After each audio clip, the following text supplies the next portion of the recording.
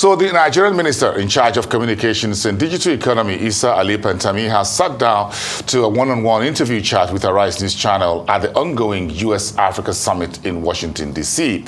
Speaking with Nkechi, Nnanna, the minister touched on the latest deal signing between Nigeria and Artemis, as well as the Microsoft Corporation, among other headline issues. Let's take a listen. Yesterday, you were at the signing and you actually signed onto the Artemis Accord on behalf of Nigeria, becoming one of the first African countries alongside Rwanda to sign onto that accord. What are the implications of Nigeria being part of the Artemis Accord? Why we signed this accord is because we realized there are so many benefits we are to attain from that. It took us time to review and identify what are the benefits and gains for Nigeria.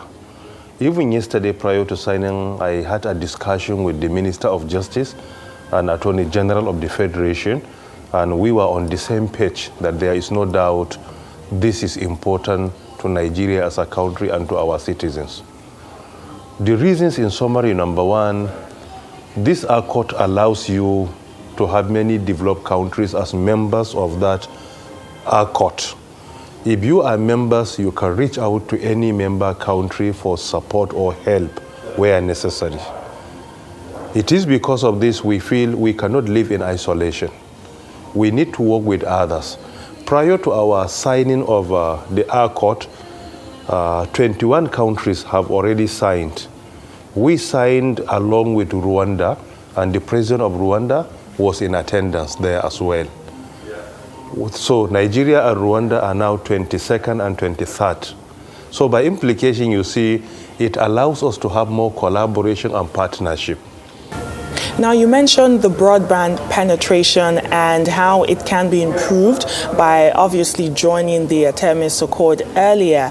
Now, what are some of the other initiatives that the ministry is participating in to increase broadband penetration across the country? We have so many efforts in place in order to ensure we enhance broadband penetration both within our citizens and secondly within our landmass, particularly critical areas to support security institutions. Some of the major initiatives we have employed, firstly, is to manage the cost of data, is one. Because if it is affordable, it is easier to be accessible by all. You cannot manage the cost of data and other services without managing the cost of production. Cost of production can be managed by government through addressing the reasons why the cost of production is high. Some of the issues I have initiated, like right-of-way charges. In some states before I was assigned to supervise the sector, my sister, in some places, right-of-way charges per linear meter was around 16,000 naira, some 10,000 naira. The cheapest at that time was around 45,000 naira. I engaged Nigeria Governors Forum, where all the governors converge, and also through National Economic Council being chaired by the Vice President. And I explained to them clearly that the benefit of broadband penetration is beyond this meager amount being collected as tax. Now, finally, Minister, obviously we're here in Washington, D.C. for the U.S.-Africa Leaders Summit. What are some of your thoughts on the conversations surrounding this summit? People are calling it the scramble for Africa, as you have other external powers who are also interested in dipping their feet into the African. As a continent, we fail to at least attain where we are supposed to be. These developed countries must come here and tap from the opportunities we have. Secondly, our market. We are the second most populous continent globally. Second to Asia. What is the population of the entire European continent? What is the population of North Africa, North America as a continent with two only big countries? What is the population of South America, for example? Africa, with a population of around 1.3 to 1.4 billion people. By implication, this is a continent that should not be ignored. Thirdly, We have more countries in our continent than any continent in the world. With 54 countries, no continent has this number. With this number, they will not ignore. 5, our market. Usually, Africa is a consuming market, while they are producing market. So any producer is willing to come and dominate the market that is more of a consuming market. So the earlier... Nkechi Nnanna joins me now live from Washington for a chat with that interview with the Nigerian minister and a few other items in the summit which enters the final lap today. A very good afternoon to you over there. Thank you very much for coming through, Nkechi. No, it's going to be a good morning, not yet much of an afternoon. How much more about the Artemis deal do we know and its benefit to Nigeria from that interview from the Honorable Minister? Yes, good evening to you, Bolsing, and thanks for having me.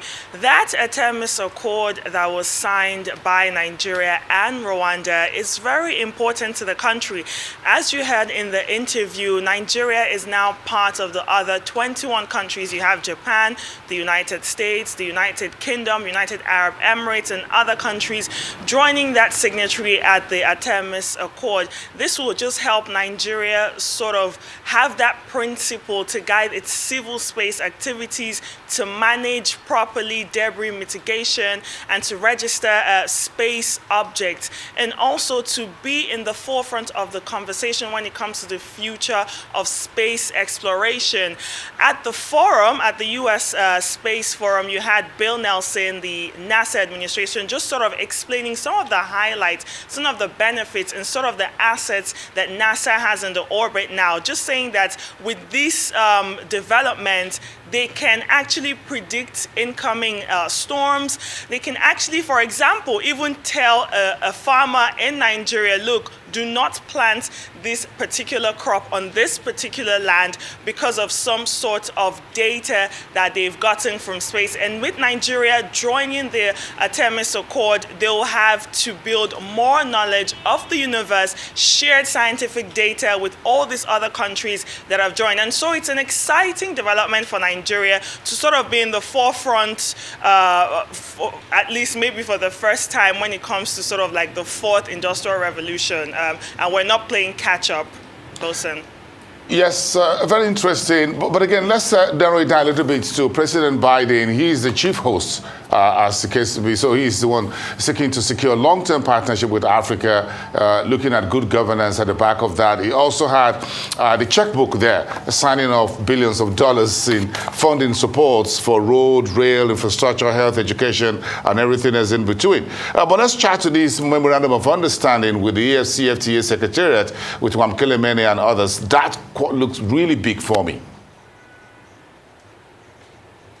Yes, that's a big achievement at this summit, and that signing was very, very highly expected at this summit. And why not? This is a single continental trade agreement that is projected to bring 30 million people out of extreme poverty, and it's really supposed to be the biggest in the world, with 1.3 billion people, projected to total trade amount of over 3.6 trillion, Bosun. And so it's not surprising that the U.S. would want to sign that memorandum of understanding to increase the trade and investment opportunities that it has with Africa. And Bosun, I'll tell you, in 2021 alone, U.S. agents and businesses totaled a trade, U.S. goods and services traded in Africa totaled $83.6 billion.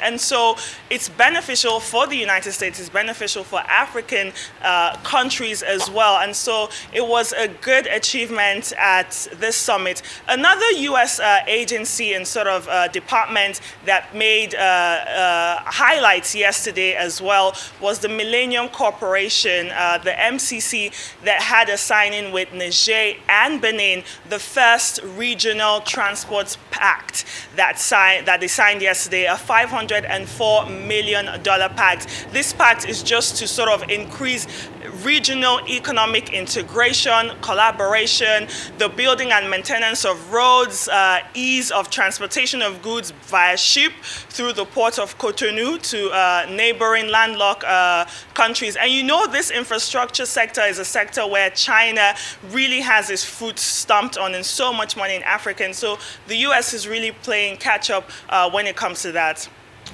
Interesting. So here we go, the final lap of this summit, wrapping up today. What's on the agenda? Today, the final day 3 of the US-Africa Summit, you have the high-level discussions between leaders, between President Biden, between the Vice President of the US, Kamala Harris, and they will be discussing food security, food system reliance, and also the disruption of the global supply chain caused by the Russian invasion of Ukraine. And you know this is really affecting Africa disproportionately. And also on the agenda for the last day, President Biden will be speaking on the African Union's 2060 agenda, their vision for the continent in 2060. And those are just some of the things that are on the agenda for the last day as this US-Africa Leaders Summit wraps up.